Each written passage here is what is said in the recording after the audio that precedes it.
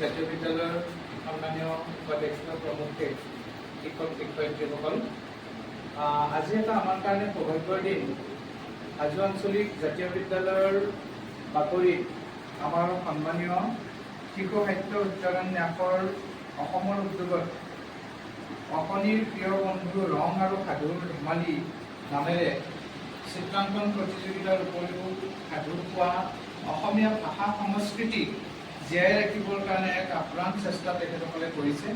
আৰু এই সংগঠনটোৱে অকল হাজো আঞ্চলিক জাতীয় বিদ্যালয় নহয়, অসমৰ ইমূৰৰ পৰা সিমূৰলৈ বিদ্যালয়বিলাকৰ লগতে শিশুসকলক অসমীয়া ভাষা সংস্কৃতিৰ প্ৰতি যাতে আকৃষ্ট হয়, আগ্ৰহী হয়, এই কথাখিনি জড়িত কৰি ৰাখিবৰ কাৰণে আমাৰ শ্ৰদ্ধাৰ লক্ষ্মীনাথ বেজবৰুৱাদেৱৰ লিখনি যিমানবিলাক সাহিত্যৰ সৃষ্টি তেখেতে কৰিছিল, সেই সাহিত্যৰ সৃষ্টিবিলাক আমাৰ মাজত আমি সজীৱ কৰি জীয়াই ৰাখিবৰ কাৰণে কিতাপৰ মাধ্যমেৰে আমি পঢ়িব পৰা ব্যৱস্থা এটা তেখেতসকলে কৰি দিছে।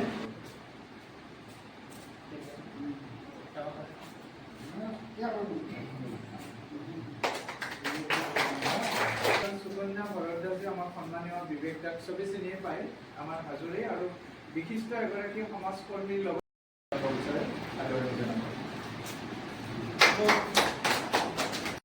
এই ছবিখন ৰং আনিবা। ৰং কিন্তু মই জানো তোমালোকে সকলোৱে ভাল ৰং লোৱা।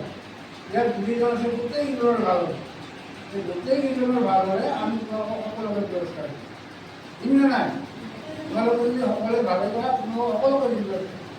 গতিকে তোমালোকে আমাৰ কিছুমান প্ৰতিযোগিতা হ'ব। এই প্ৰতিযোগিতাত তোমালোকক আমি এখন ছবি দিম। এই ছবিখন কৰাবৰ কাৰণে তোমালোক ভূপেন হাজৰিকাৰ নাম শুনিছা? নিষ্ঠুৰ জীৱনৰ সংগ্ৰামত বিচাৰো মৰমৰ মাত এষাৰ, আকাশী গংগা বিচৰা নাই।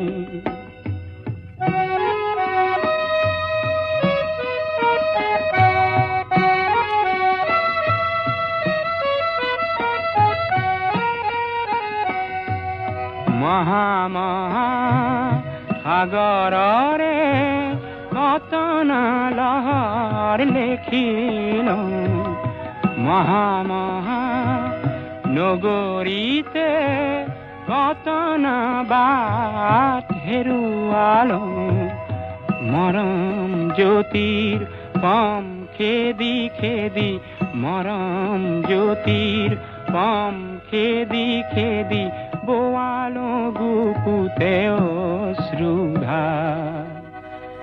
নিষ্ঠুৰ জীৱনৰ সংগ্ৰামত বিচাৰো